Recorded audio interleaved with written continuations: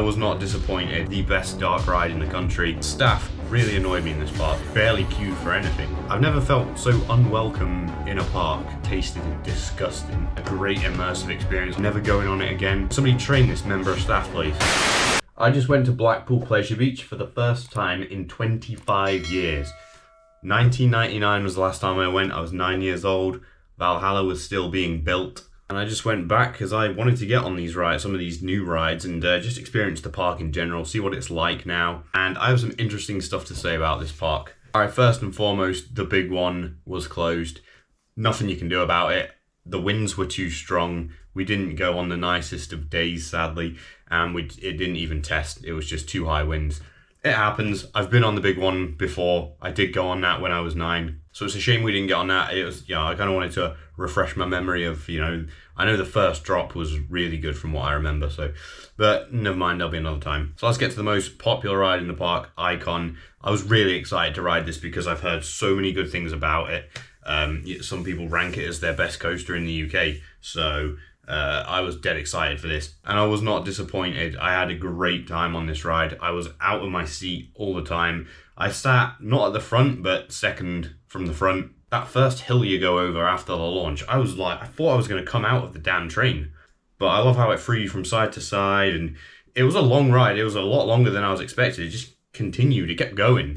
I really enjoyed this ride. I don't know if I'd rank it my number 1 in the UK. I still haven't been on Hyperion, for God's sake. Because, again, it was closed when I went to go ride it. You notice a pattern here, but it's up there.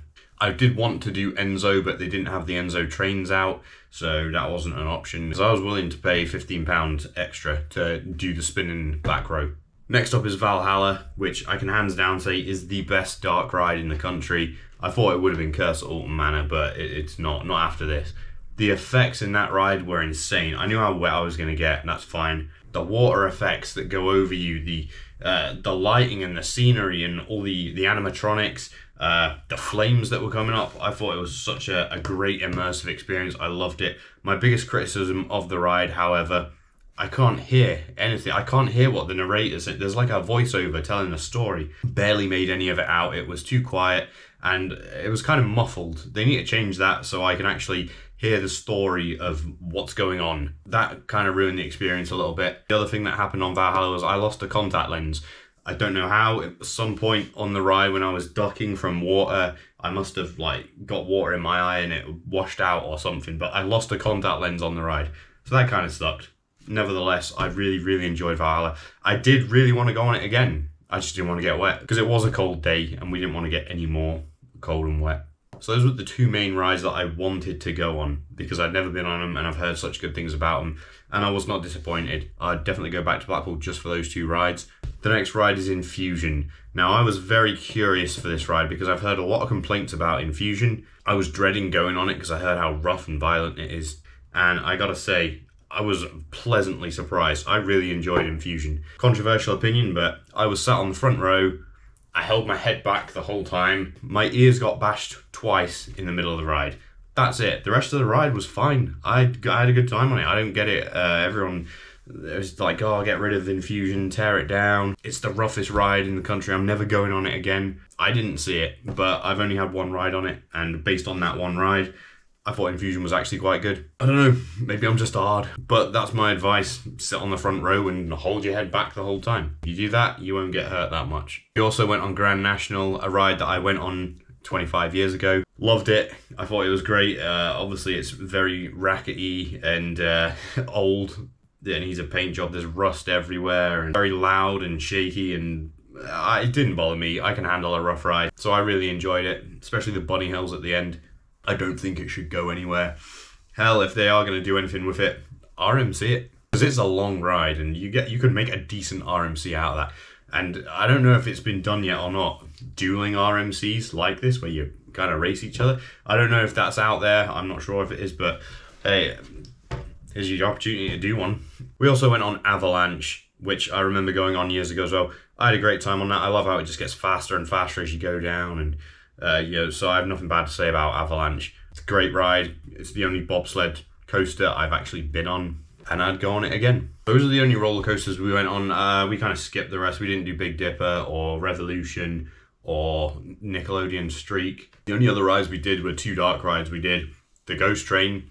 It was entertaining, a little bit different. I did go on that 25 years ago. Obviously there's new effects in it now. Some were still the same, but it was an alright ride. Yeah, nothing scared me on it, nothing made me jump, but you know, it's better than some Ghost Trains, let's put it that way. We also went on Wallace and Gromit the ride. I'm not a huge Wallace and Gromit fan, but I did find this ride entertaining, a little bit trippy because obviously I was missing a contact lens by the time I went on it. Taking in some of the stuff on this ride was kind of hard because I had one eye shut, and if I opened it, you had blurred vision in this eye, clear vision. Yeah, it was a bit weird, but as far as I saw, the ride was pretty good. Now let's get onto the staff, because the staff really annoyed me in this park. I don't know where to begin really, apart from the fact that they were very rude, unenthusiastic, didn't want to be there. I get that hospitality isn't the best work in the world, but Jesus Christ, put some effort into being happy or being friendly with the customers. I'm going to start with the donuts. I wanted 3 donuts. There's literally a sign that says 3 donuts for, I think it was £4. I asked for 3 donuts. No, sorry, you can only get 5. But no, I don't want 5, I want 3. No, it's 5 only.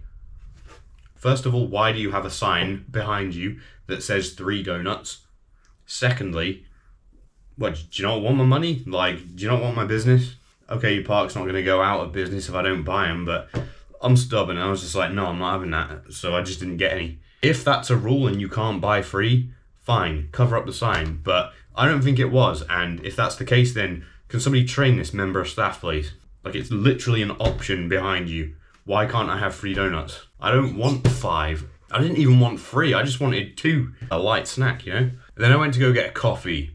And the member of staff that served me the coffee didn't say anything, just looked, kind of stared at me like,